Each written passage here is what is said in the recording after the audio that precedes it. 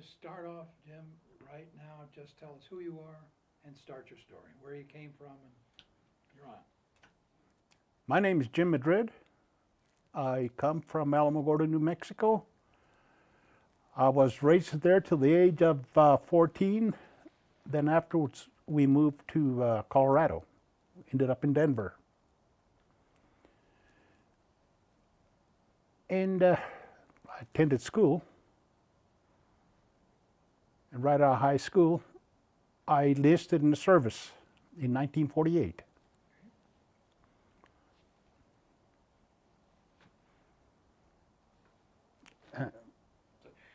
What made you enlist? Did you want to enlist, or was it a draft or anything at that There point? was no draft. I enlisted. I volunteered for the service. What did you enlist in? See, we don't need know these things. I enlisted in the U.S. Army. Upon enlistment, I was sent to Fort Worth, California, where I started my basic training. I was already a month into the training when the 2nd Infantry, men from the 2nd Infantry Division out of the state of Washington came to California to select men for the 2nd Infantry Division. There was about 300 of us. And among one of the selective, I was one of them. I was transferred to Fort Lewis, Washington, and that's where I'd start my training all over again. Basic training. I started it there, and I completed it. Continue. Upon completion of my basic training, I signed up for school. Apparently, I must have signed the wrong paper because I ended up going overseas to Okinawa.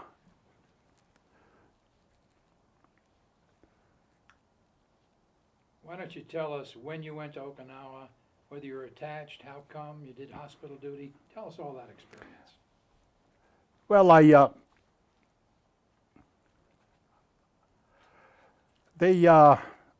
the school that I had signed up for, I was under the impression that it was educational. It wasn't. I ended up signing the wrong piece of paper. Therefore, that's what they told me. Therefore, I was sent to Okinawa for a tour of duty. I got to Okinawa unassigned.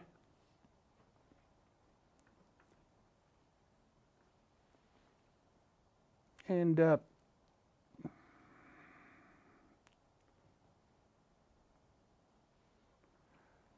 unassigned there in Okinawa. A few days later,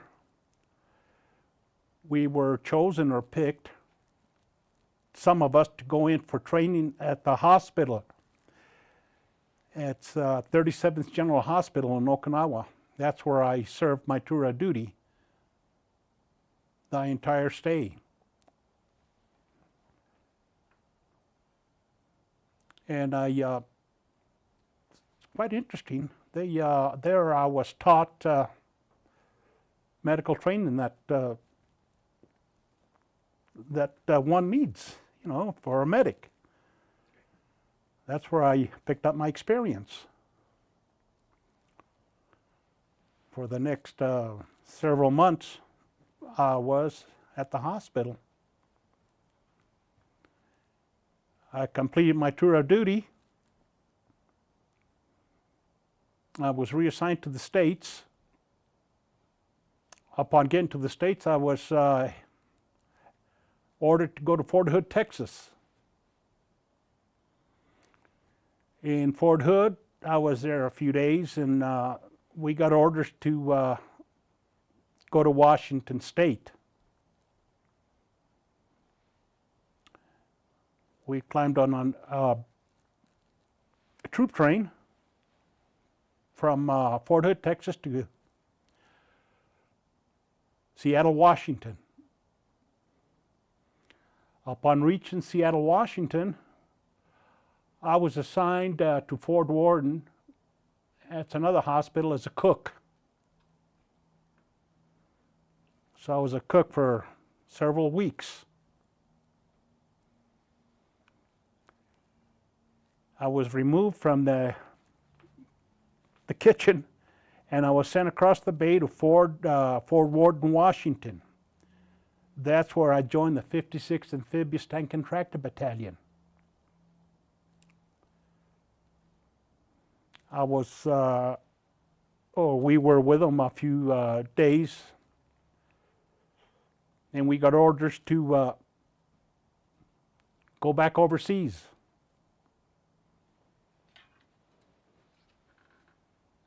I have one quick question here for you. Is the light too bright? No, the light's fine. Oh, okay. You want me to open my eyes? I was just, your eyes were closed. Yes, they are. And we've had some people have had problem with bright lights and I things. think- So I wanted No, to it's make not sure the it's you're not the good. bright light. Okay, I It's just- just that I have to close my eyes to To think, think. That's fine, yeah. I just wanted to make sure you were comfortable. but if you could, just kind of look at me. I don't want to lie. No, but we don't need all the precise You don't now. little Yeah, dates. No, okay. you can, I just wanted to make sure you were comfortable there. I'm very comfortable. Okay, thank you. okay, now you're being, you just got attached to the 56th Amphib. You want to take us from there? Yeah, we were asked to go overseas again. No one knew where we were going. We boarded the ship there at the harbor of Port Townsend, Washington. All the troops, all our equipment. And from there we went to the Pacific. Went directly to Korea.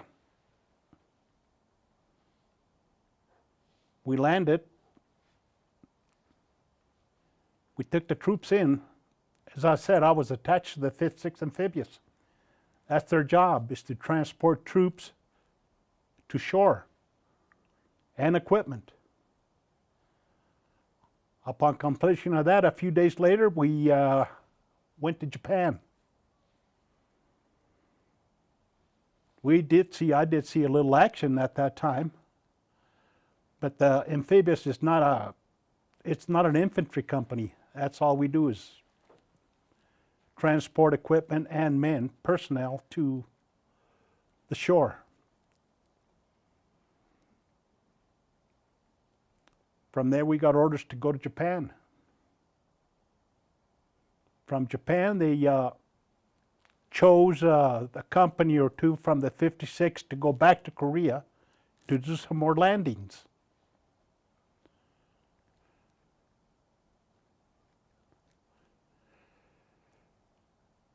A few days later, after a few months, I don't know, it's a few months later, I'd say that I was told that my tour of duty was up to pack my gear, which I did. Duffel bag, I packed all what I had, ready to go stateside. It didn't happen. One day the sergeant walked in. He said, "Madrid, are you packed?" I said, "Yes, sir, I am." He said, "You're going back to Korea." He said, "You're going to go join the 2nd Infantry Division."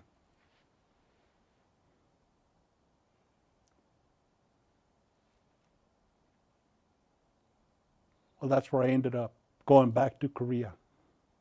From Japan, I headed back to Korea. I was assigned, what was said to me then was, Truman had extended us for the tour of duty, for the tour or the duration of the war. Consequently, due to that, I ended up serving 14 more months in Korea as a combat medic.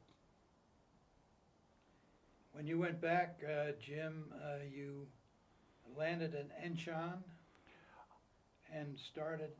We landed at Incheon again, and we started there. From there, I was I boarded a 6x. It's a truck, and I was taken to the front lines. where I joined the 2nd Infantry Division, was the second combat engineers of the 2nd Infantry Division. I was the combat medic.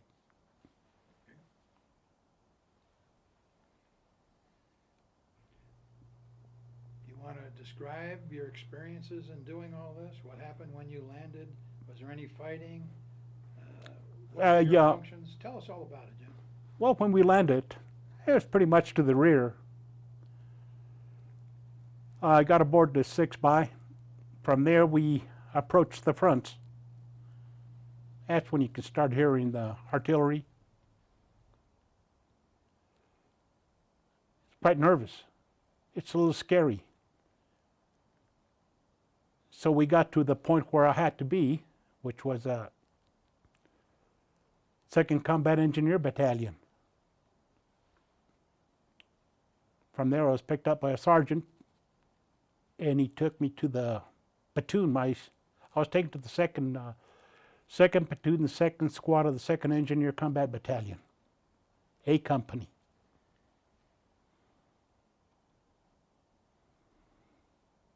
So my whole tour of duty was with A Company, 2nd platoon, 2nd squad. It was just a daily thing, you know, off and on the lines. From the lines, from the foxholes, we go back into the bunkers back to the foxhole. And you were serving as a combat medic. Exactly.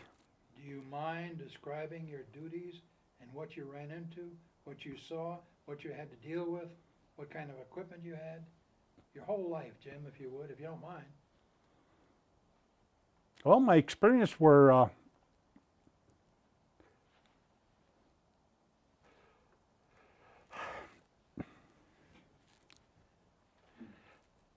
having to go with the squad, the platoon, wherever they went. If they went into action, I went into action. I carried a sidearm I carried a carbine to begin. But it's quite a large weapon. I couldn't very well do my duties as a medic carrying that carbine, so I chose a grease gun. That wasn't any better than a carbine. So then I chose a .45. It's a sidearm. It's easier to do your duties. It's not in the way when you bend down to assist the person who had been hit by either small arms, artillery, motor. And there's, at times there was quite heavy in combat.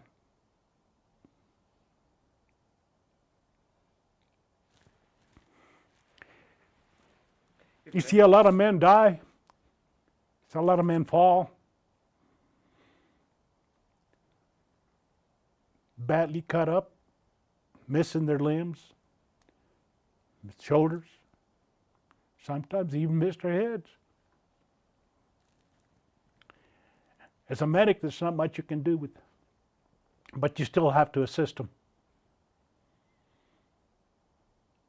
If there's any life, you assist them, see if they're going to continue, but most of them died. The severely wounded ones. As a medic, you're just helpless. You can't do what you have to do, but you still have to assist the personnel. They're your buddies. Guys that you knew. Walking upright one minute and the next they're torn up. What medical equipment did you have that you could help them with? What was in your kit? Oh, there was We had solutions, to wash off the wound if it wasn't too severe. Like there isn't too much you can do except, when you get hit in the stomach, it's out there, I mean, what can you do? Just they do carry a medical kit. Each and every one of the soldiers do carry a huge Band-Aid. You take that first, depending on the wound, and you try to dress it. While they're bleeding. The first thing you try to do is stop the bleeding. A lot of the cases you can't. Severe, torn arm, what are you going to do? Torn shoulder. I mean, it's not there, it's gone. Put your hand on it. How long did you put up with this? How long did you have to do this? 14 months, off and on. We weren't always in combat. Is that a long 14 months? Very long. Very long 14 months. Not every day of the soldier is a combat day. You do get rest. They come up and change the shift, each company relieves by another company.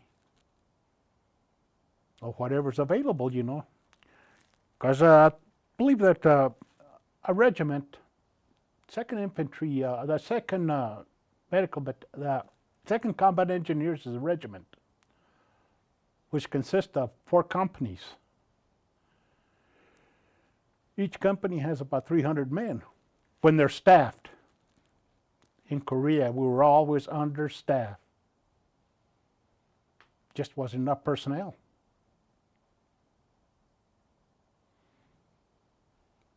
You were attached to a platoon. Yes, I was. How many were in that platoon? Tell us. There should have been 42. In our case, there wasn't. We were always understaffed. I think the most I ever seen was about 30. About 30 men. How many medics? 1 medic. 1 medic to the platoon, which was me. So you had lots and lots of turnover. You'd have to have replacements. Constantly. When they ever could get them. You see, the way I saw it is that the engineers, they're just like another infantry outfit. They weren't doing any kind of special project or anything, they were just essentially frontline combat soldiers in this case, weren't they? Most cases, yes, that is true. What's true, Jim? I didn't. That the second, the engineers are basically they're infantry.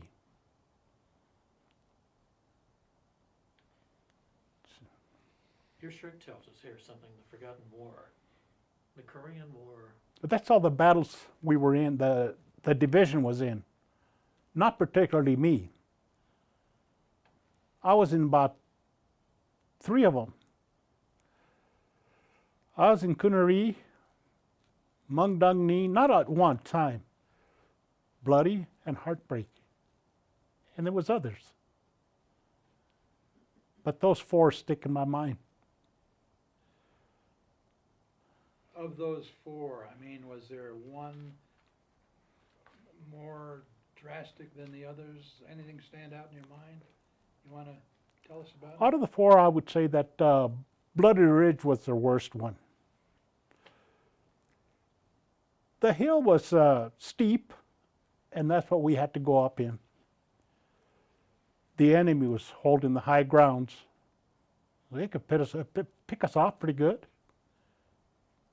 Just hurl a grenade, mortar rounds. Those things just go straight up and down. Very vicious weapon, that mortar.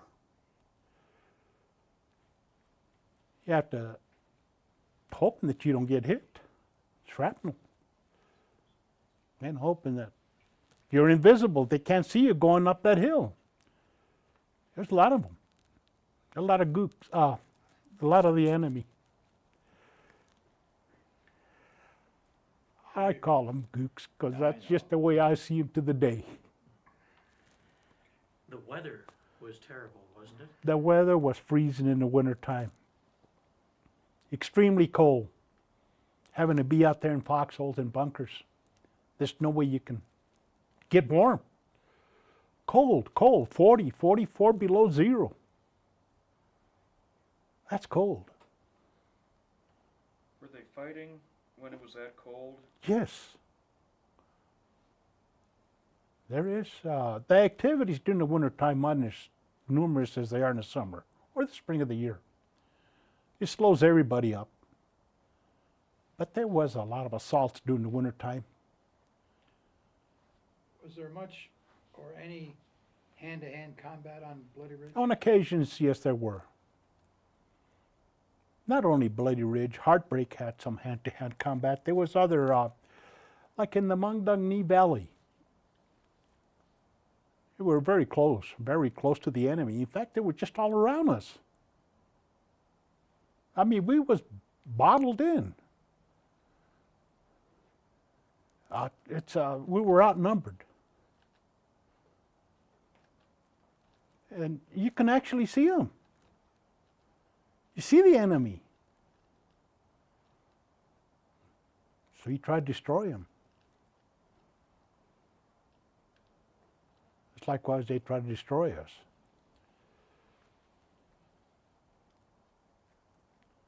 Heartbreak, Mungdungni, not Coonery, well, that was early, that was before my time.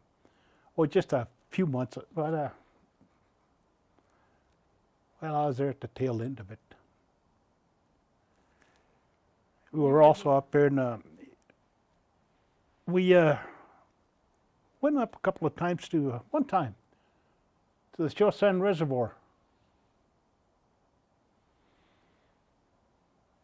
I think all the outfits went through the Chosin. But mainly, they give that reservoir, I would give it to the 1st Marines. They were up to the left of us on the hill. We were holding position down in the valley, trying to get the troops out.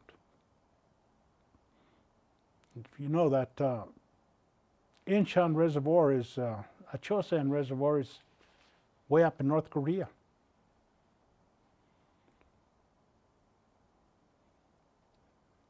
It's pretty gruesome. You know, they're just picking us off at random. They just picking the men off the trucks. We're trying to retreat, trying to get out of there. The enemy just come up there and just pull you off the truck. When you were treating, when you had a wounded soldier that you need to get back down to the rear, to an aid station or whatever, did you just have to carry him down from their Sometimes we would carry Did you him. get help from the other soldiers to help do that? Sometimes, yes, but they were pretty well, they were always well occupied. So the medic had to pretty much do what he had to do by himself. And we'd try to get him in a comfortable, position. I knew that he'd be picked up. If they didn't overrun us, if they did, then you didn't have to worry about it. It'd kill him. What about you? Were you ever wounded through Yes, I this? was. I was wounded twice. Both time in the right leg. One of those battles, I was assisting a GI. I was kind of over him, and the enemy just out of nowhere just came up and got me in the leg.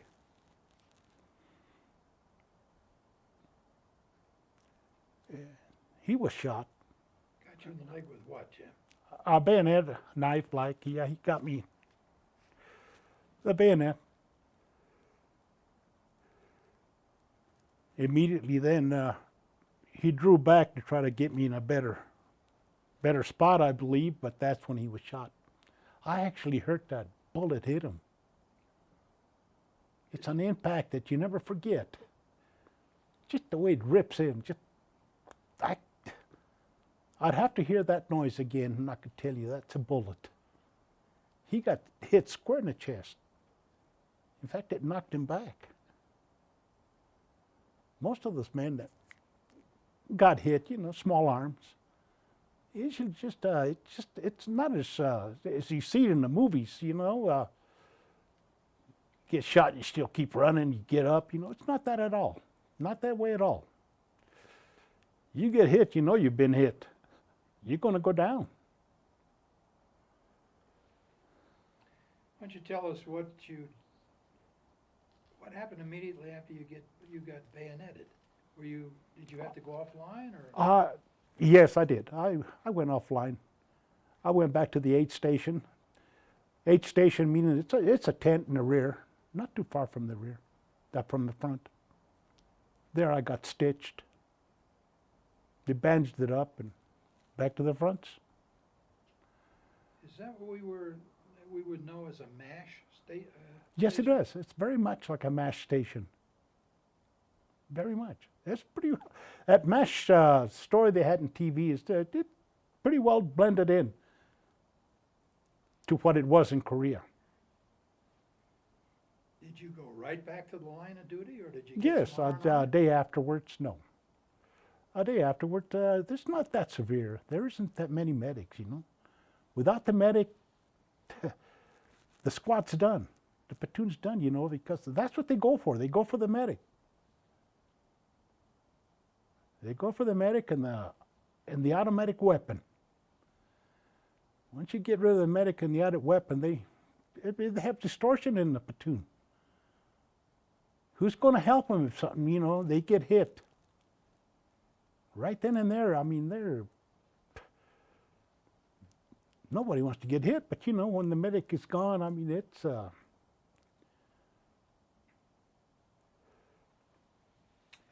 Jim, you mentioned to me that in a group like your 30 guys, that bravery comes a little easier, and you get a feeling that it's all for one and like you're brothers. Would you describe that feeling to us? Well, with the troops, when you're together, you become one. You depend on one another. You're big. You feel strong. You feel that you're invincible. You're among with your brothers. You're people that you know. You know that they'll try to help you, and you try to help them. You're just a band of brothers. We're just together. We do what we have to do, and we do it together.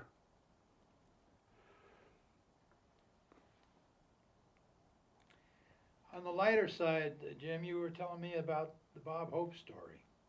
Oh yeah, that we had he came out to entertain the troops, and earlier, I guess they put on more than one show. In one of the shows there, they got artillery. They got shelled. I don't think it was with our outfit. Anyway, while they were trying to set up to perform for some of the other men, they were shelled. He's a brave man. Bob Hope, I give him a lot of credit. He's done a lot of good in the Second World War. He's done a lot of good during Korea. He was there. He was always entertaining the troops. And they would have these shows fairly close to the front too, didn't they? At times, yes. Most of the time, they try to, you've got to go where the men are. And the men are in the front. You can't.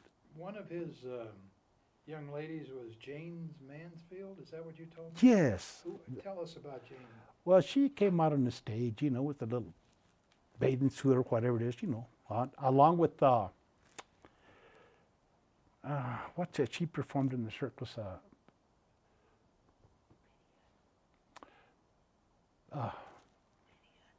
Betty Hutton. Betty Hutton was also there with this other blonde one. And we got to see the show. Very interesting. Later on, I was already stateside. She got killed right on 6th Avenue. She got beheaded. Who are you talking about? What's her name? Mansfield. Jan Mansfield. She was in her way up to the mountain somewhere, and there on 6th Avenue by the golf course, she lost her head. Literally, she lost her head. You mentioned the first time you were wounded. You said you were wounded again in the leg. Yeah, I got shrapnel.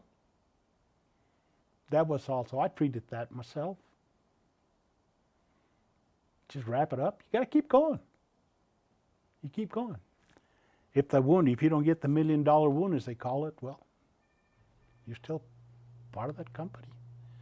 You don't get off that easy. At some point or any point here, did you just hope that you would get the $1 million wound that would just send you back and get you out of there? Never. I never thought that for a minute.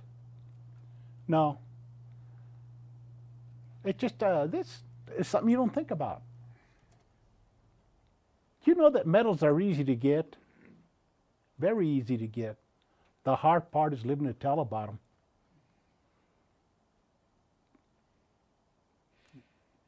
Yeah, that's the hard part, living to tell about them. I got one Purple Heart.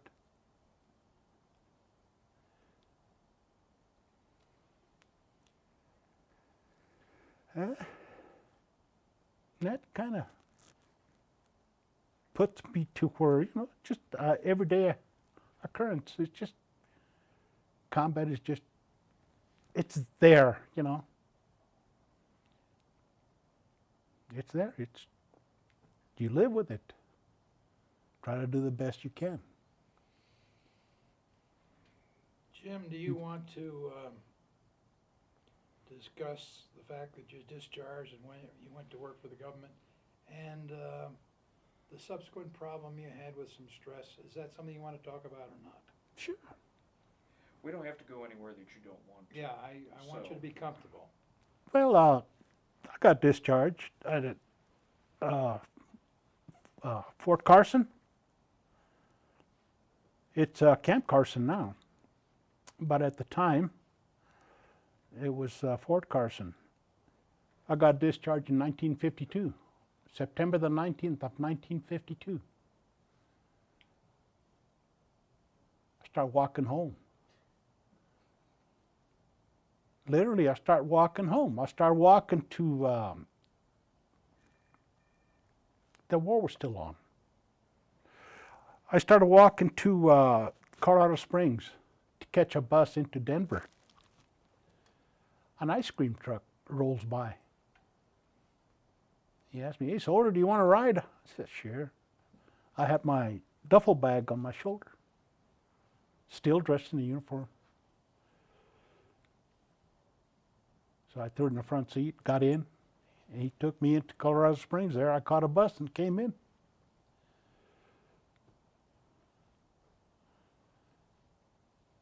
I got home and the war was still with me. Very much. It's like I never left the fronts. Wondered what I was going to do. What future do I have? I had no hopes. I had no hopes at all. One day at a time. I tried to fit in.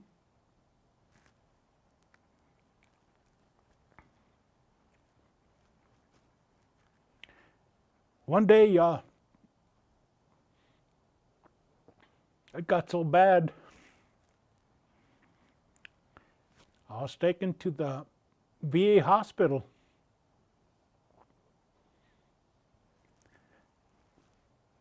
there the doctors got in front of me, and he asked me, he says, "What can I do for you? What do you want me to do for you?"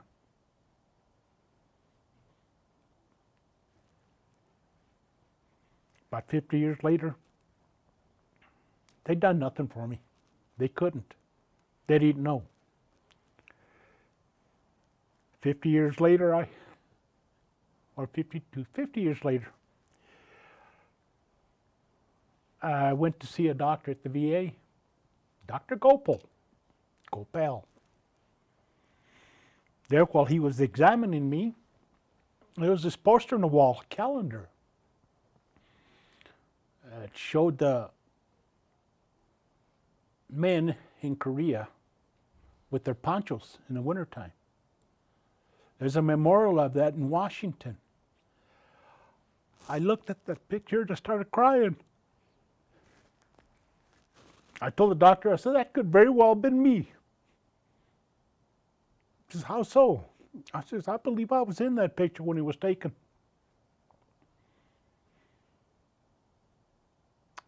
From there,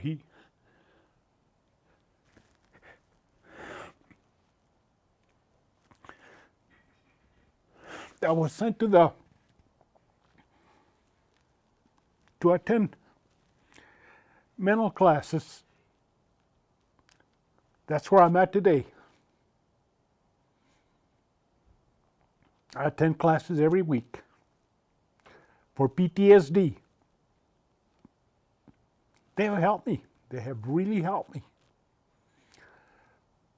What they have never been able to help me with the tears. It just comes out on me when I start thinking about it. Understood. 52 years later, I talk about this and I start crying. What does PTSD stand for, Jim? Post-traumatic stress disorder. I take medicines for it. Are there others with you doing Yes, the there is. same therapy? There's a bunch of us in that one program. We got guys from the Second World War with PTSD, Korea, and Vietnam. We have one from Iraq. I believe she's a student. I'm pretty sure she's a student. She's studying PTSD.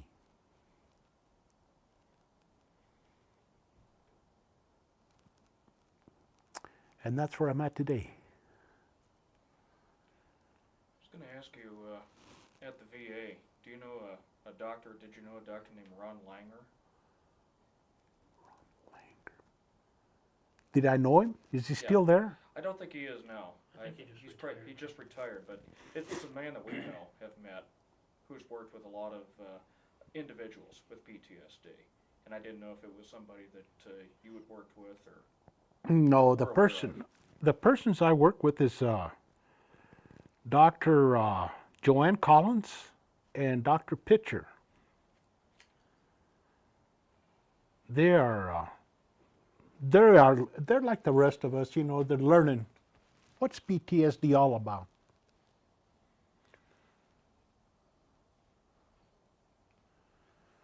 At one time, they used to call it combat fatigue. Now they have a better name for it. It's a mental thing, And it's something that they still are trying to understand. very much. Hold on for a second Hold on here. just a minute. What is she looking for? Motor vehicle department, I don't know. Oh, That's- you're way far from it. To your shirt. The Forgotten War, it's time to remember. Do you want to address that issue publicly? This is a good time to... Well, this shirt I picked up at one of my reunions. We have a reunion every year with the second Combat Engineers. Last year it was at Carolina somewhere, South Carolina, I believe. and the one before that was in Las Vegas. Each year we have them at different places. This year it'll be in San Diego, which I intend to attend. I try to go to all of them. I even get a letter from the 56 amphibious. They want me to attend the reunion, but I can't do both. Maybe this year I might go to the 56. Would you like the viewing public to think more about the Korean War, what you guys did? I would instead of like to having that forgotten very about it? much. Yes, very Wanna much. Express that a little bit, tell us about that. I don't know how to put it in words. Okay, well, don't bother that, Jim, I just, But, What do you think people need to know about the Korean War and what you and your friends went through there? well, what few friends I have left, I believe that if we had to do it, we'd do it all over again. For my part, I believe I could. That's a lot of waste that we're going through now. Those young men in Iraq. What's the purpose of us being there? What have we accomplished? My thought is that we went after the wrong men in the wrong country. But we're there, so let's do the best about it. is that the way you feel about the Korean situation? We were there, we did our best. That's right, exactly. We did our best. We did what we could. And that's, nobody won from that. It's a stalemate, so I understand. The Korean War is. So is Vietnam. Nobody won. We still deal with it today because the North Koreans are still threatening. Yes. But I don't think that they're going to be foolish enough to use what they have. They won't. They can't. I mean, well, they probably can, but they won't. They won't catch us again. They will not catch us again the way they did during the First World War, during the Second World War. What Have they you been done back to, there? pardon? Have you been back? To Korea? I want to go back. I just can't muster the courage. Yeah. I want to go back. Maybe this year I might make it. Say the people are real friendly there. And you feel it would take courage to do that? Very much. Very much. With the support of my wife, I think we can make it. She knows just about as much of the war that I do. As I do. I want to go back because when we were setting up, you and John were talking about the atomic bomb blast, 1945, at Alamogordo. And we didn't have the camera rolling at that time. We didn't have the microphone on. So I want to have you talk a little bit more about that because this was something that obviously happened before your service. Very much. In 1945, my brother, myself, my mother, and there was other people in the car. We were going to Holloman Air Force Base quite early in the morning. Very early in the morning. It was still dark. When all of a sudden, my mother pulls over and we look towards the north. There was this huge ball of light, ball of fire that just raised right off the desert. Huge. It was the atomic blast. The first atomic bomb ever dropped was dropped in New Mexico. I don't know if I was fortunate or whatever it was that me and my brother got to see it. We looked at it for so long, couldn't get our eyes off of it, that for the longest time, for days later, as we looked upon others It was like a negative, like a negative. I thought it was going to remain that way. Anyway, I looked up and down that highway. It was lit, just like a middle of the day. I could see the silhouettes. And I heard my mother say, "Ha rayado el sol, se va a acabar el mundo." In Spanish. She said that the sun has stricken, I guess. The world is coming to an end. As I could see up and down the highway, all the people were on their knees. Well, I want to know how the world's going to end. I'm watching. I'm looking to see how the world's going to end. It didn't end. But I was pretty much blind afterwards. At that point, since it was so secret, you had no idea what was going on and what would be. How long was it before you began to understand what was really happening there? I think it was a few days later that they advised the public that they had dropped the atomic bomb or the atom bomb. There had to be a lot of very panicked people around that time. A lot of people have been dying from this cancer. Nobody really understood. Nobody understood. Nobody understood. Nobody was advised. Just a little dust, a little, I guess the way they saw it, you know. Just, nobody cared. You know, that's the reason they dropped it there. I've been back there once or twice, back where it dropped the bomb. Trinity.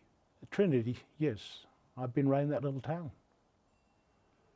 In fact, I was supposed to have went back. I wasn't supposed to. I've been wanting to go back. Every year in August, they hold a kind of like a little encampment. They all gather there. That place is fenced off where they dropped the bomb. A lot of people don't know, but there was one insect that survived the blast. That's scorpion. That scorpion survived that blast. But this year, hopefully in August, I can go back.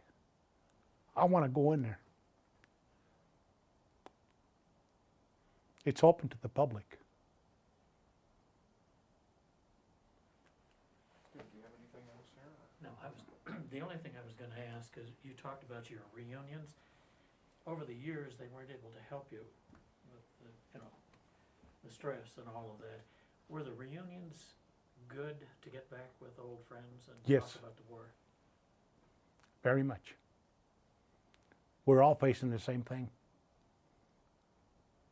I can see that we're all facing the same thing. For one reason or another, they're in the hospital still. Most of them that I know.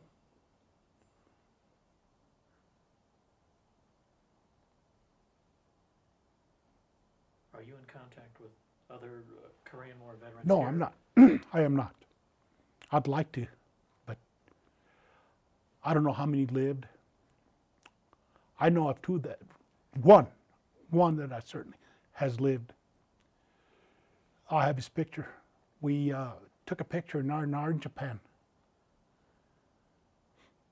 He's from San Antonio, Texas.